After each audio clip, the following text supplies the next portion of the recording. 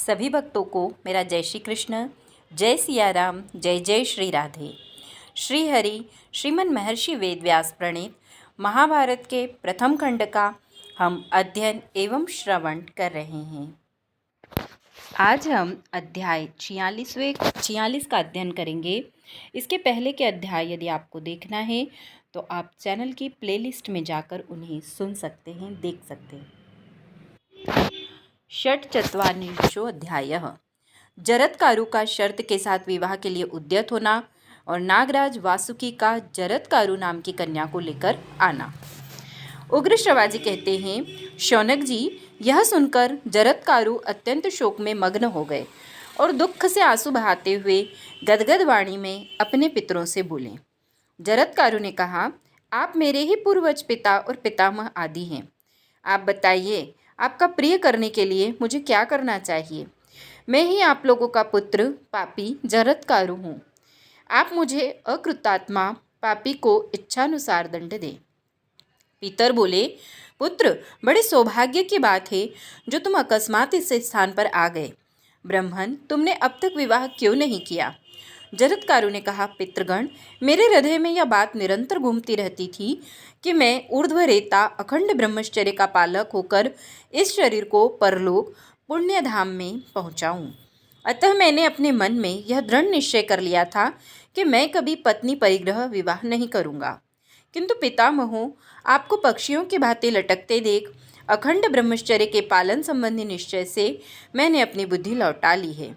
अब मैं आपका प्रिय मनोरथ पूर्ण करूँगा, निश्चय ही विवाह कर लूँगा, परंतु इसके लिए एक शर्त होगी। यदि मैं कभी अपने ही जैसे नाम वाली कुमारी कन्या पाऊँगा, उसमें भी जो भिक्षा की भांति बिना मांगे स्वयं ही विवाह के लिए प्रस्तुत हो जाएगी और जिसके पालन पोषण का भार मुझ पर न होगा, उसी का मैं पाणी ग्रहण करूँगा। यदि ऐसा विवाह मुझे सुलभ हो जाए तो कर लूँगा, अन्यथा विवाह करूँगा ही नहीं। पितामहों, यह मेरा सत्य निश्चय है। वैसे विवाह से जो पत्नी मिलेगी उसी के गर्भ से आप लोगों को तारने के लिए कोई प्राणी उत्पन्न होगा। मैं चाहता हूँ मेरे पितर नित्य शाश्वत लोकों में बने रहें, वहाँ वे अक्षय सुख के भागी हों। उग्र श्रवाजी कहते हैं, शौनक जी, इस प्रकार पितरों से कहकर जरत्कारु मुनि पूर्ववत पृथ्वी पर विचरने लगे, परंतु यह बूढ़ा है ऐसा समझकर किसी ने कन्या नहीं दी, अतः उन्हें पत्नी उपलब्ध न हो सकी। जब वे विवाह की प्रतीक्षा में खिन्न हो गए तब पितरों से प्रेरित होने के कारण वन में जाकर अत्यंत दुखी हो जोर जोर से ब्याह के लिए पुकारने लगे। वन में जाने पर विद्वान जरत्कारु ने पितरों के हित की कामना से 3 बार धीरे धीरे यह बात कही, मैं कन्या मांगता हूँ। फिर जोर से बोले, यहाँ जो स्थावर, जंगम, दृश्य या अदृश्य प्राणी हैं, वे सब मेरी बात सुने। मेरे पितर भयंकर कष्ट में पड़े हैं और दुख से आतुर हो संतान प्राप्ति की इच्छा रखकर मुझे प्रेरित कर रहे हैं कि तुम विवाह कर लो। अतः विवाह के लिए मैं सारी पृथ्वी पर घूमकर कन्या की भिक्षा चाहता हूँ। यद्यपि मैं दरिद्र हूँ और सुविधाओं के अभाव में दुखी हूँ, तो भी पितरों की आज्ञा से विवाह के लिए उद्यत हूँ।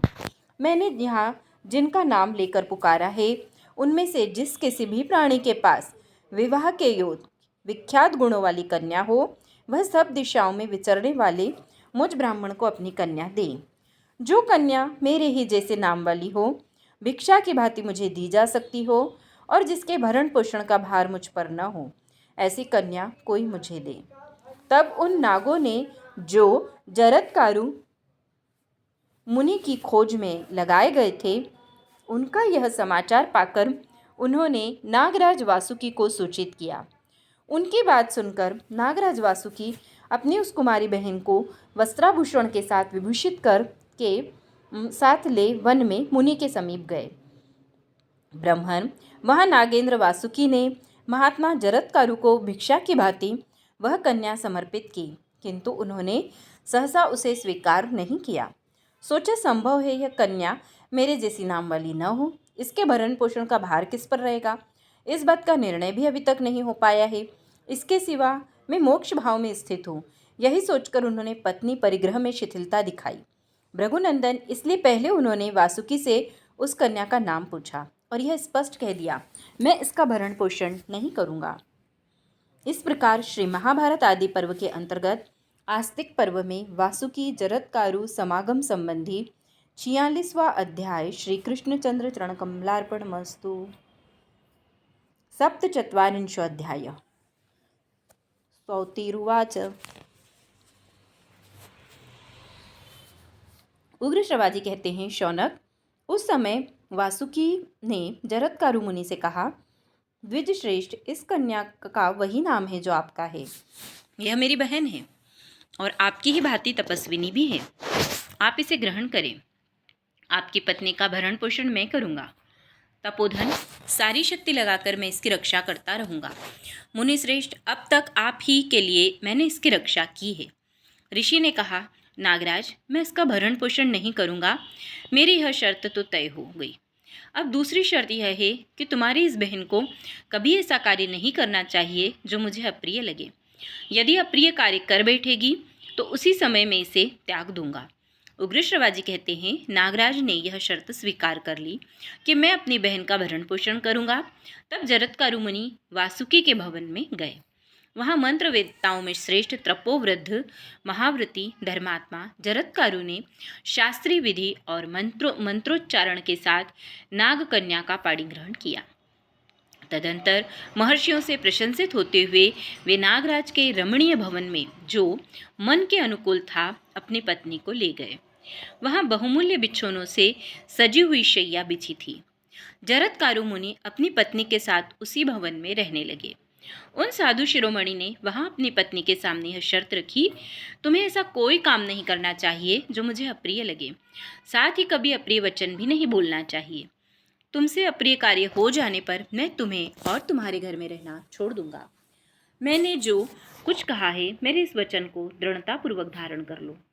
यह सुनकर नागराज की बहन अत्यंत उद्विग्न हो गई और उस समय बहुत दुखी होकर बोली, भगवान, ऐसा ही होगा।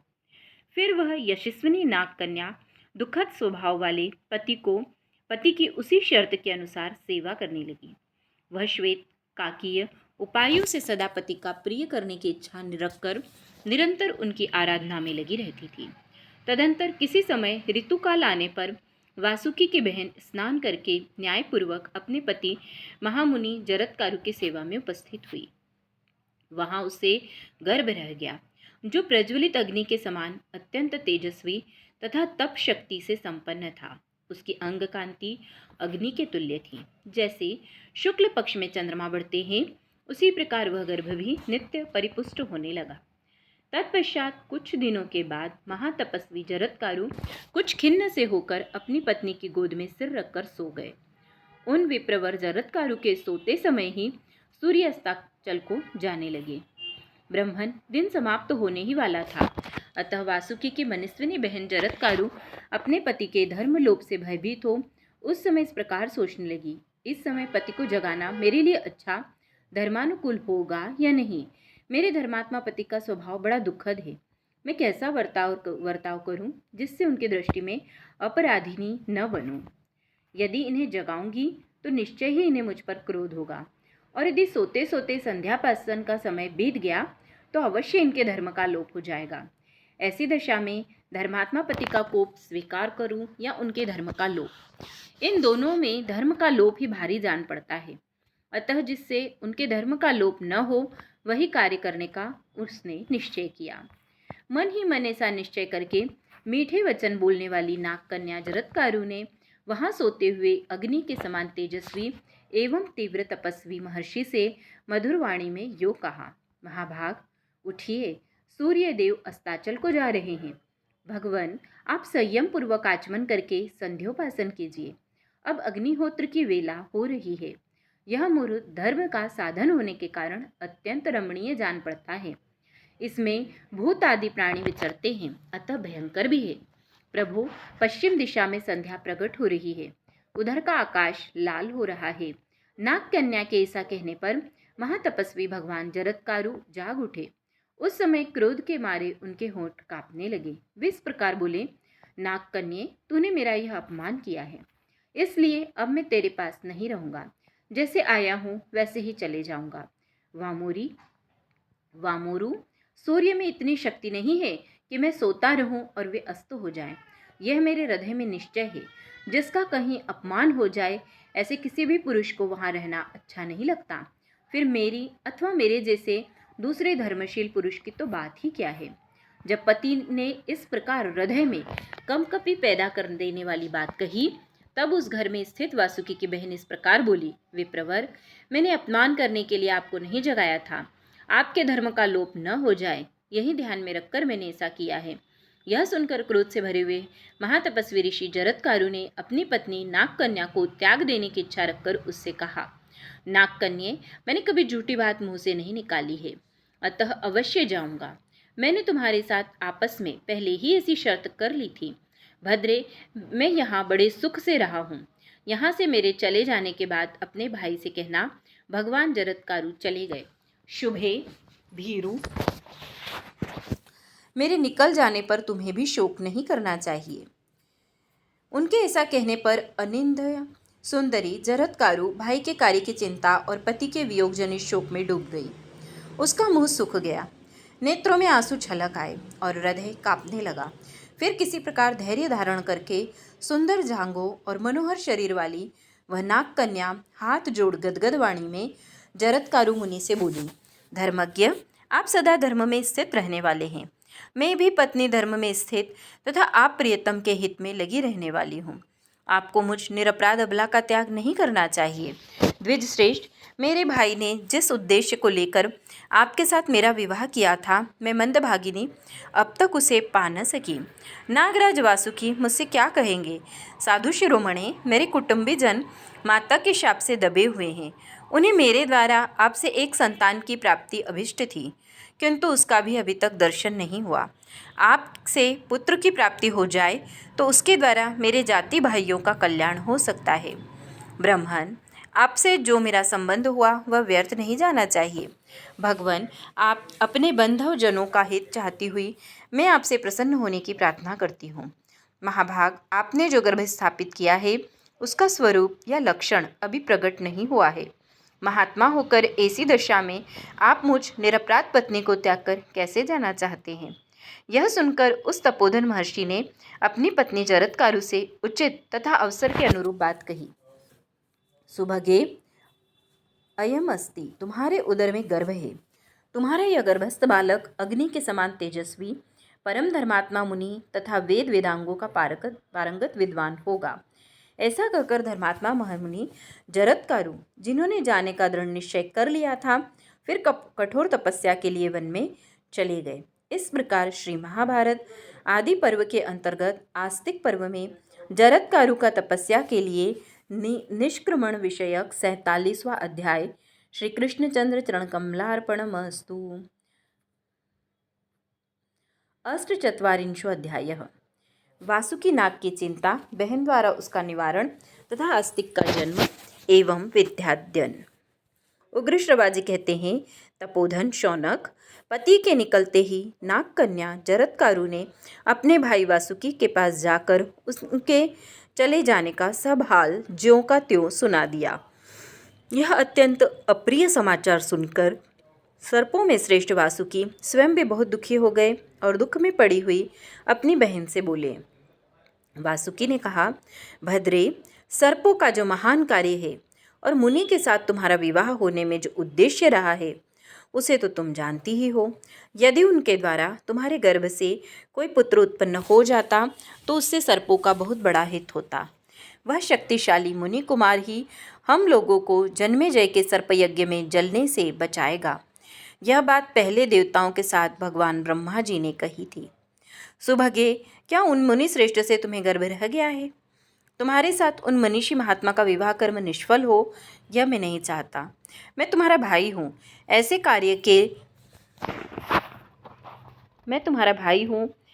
कार्य के विषय में तुमसे कुछ पूछना मेरे लिए उचित नहीं है, परंतु कार्य के गौरव का विचार करके मैंने तुम्हें इस विषय में सब बातें बताने के लिए प्रेरित किया है।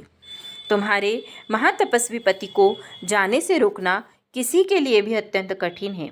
यह जानकर मैं उन्हें लौटा लाने के लिए उनके पीछे नहीं जा रहा हूँ। लौटने का आग्रह करूँ तो कदाचित वे मुझे शाप भी दे सकते हैं। अतः भद्रे, तुम अपने पति की सारी चेष्टा बताओ और मेरे हृदय में दीर्घकाल से जो भयंकर कांटा चुभा हुआ है उसे निकाल दो। भाई के इस प्रकार पूछने पर तब जगरत्कारु अपने संतप्त भ्राता नागराज वासुकी को धीरज बंधाती हुई इस प्रकार बोली। जरत्कारु ने कहा, भाई, मैंने संतान के लिए उन महातपस्वी महात्मा से पूछा था। मेरे गर्भ के विषय में अस्ति, तुम्हारे गर्भ में पुत्र है, इतना ही कहकर वे चले गए। राजन, उन्होंने पहले कभी विनोद में भी झूठी बात कही हो, यह मुझे स्मरण नहीं है। फिर इस संकट के समय वे झूठ बोलेंगे ही क्यों? भैया, मेरे पति तपस्या के धनी हैं। उन्होंने जाते समय मुझसे यह कहा, नागकन्ये, तुम अपनी कार्य सिद्धि के संबंध में कोई चिंता न करना। तुम्हारे गर्भ में अग्नि और सूर्य के समान तेजस्वी पुत्र उत्पन्न होगा। इतना कहकर वे तपोवन में चले गए। अतः भैया, तुम्हारे मन में जो महान दुख है वह दूर हो जाना चाहिए। उग्र श्रवाजी कहते हैं, शौनक, यह बात सुनकर नागराज वासुकी बड़ी प्रसन्नता से बोले, एवमस्तु, ऐसा ही हो। इस प्रकार उन्होंने बहन के बात को विश्वासपूर्वक ग्रहण किया। सर्पों में श्रेष्ठ वासुकी अपनी सहोदरा बहन को सांत्वना, सम्मान तथा धन देकर एवं सुंदर रूप से उसका स्वागत सत्कार करके उसकी समाराधना में करने लगे। द्विज श्रेष्ठ, जैसे शुक्ल पक्ष में आकाश में उदित होने वाला चंद्रमा प्रतिदिन बढ़ता है, उसी प्रकार जरत्कारु का वह महातेजस्वी और परम कांतिमान गर्भ बढ़ने लगा। ब्रह्मन, तदंतर समय आने पर वासुकी की बहन ने एक दिव्य कुमार को जन्म दिया, जो देवताओं के बालक सा तेजस्वी जान पड़ता था। वह पिता और माता दोनों पक्षों के भय को नष्ट करने वाला था। वह वही नागराज के भवन में बढ़ने लगा। बड़े होने पर उसने भृगुकुलोत्पन्न च्यवन मुनि से 6 अंगों सहित वेदों का अध्ययन किया। वह बचपन से ही ब्रह्मचर्य व्रत का पालन करने वाला, बुद्धिमान एवं सत्वगुण संपन्न हुआ। लोक में आस्तिक नाम से उसकी ख्याति हुई। वह बालक अभी गर्भ में ही था, तभी उसके पिता अस्थि कहकर वन में चले गए थे, इसलिए संसार में उसका आस्तिक नाम प्रसिद्ध हुआ। अमित बुद्धिमान आस्तिक बाल्यावस्था में ही वहां रहकर ब्रह्मचर्य का पालन एवं धर्म का आचरण करने लगा। नागराज के भवन में उसका भली भांति यत्नपूर्वक लालन पालन किया गया। सुवर्ण के समान कांतिमान शूलपाणी देवेश्वर भगवान शिव की भांति वह बालक दिनों दिन बढ़ता हुआ समस्त नागों का आनंद बढ़ाने लगा। इस प्रकार श्री महाभारत आदि पर्व के अंतर्गत आस्तिक पर्व में आस्तिक की उत्पत्ति विषयक 48वां अध्याय श्री कृष्णचंद्र चरण कमलार्पणमस्तु।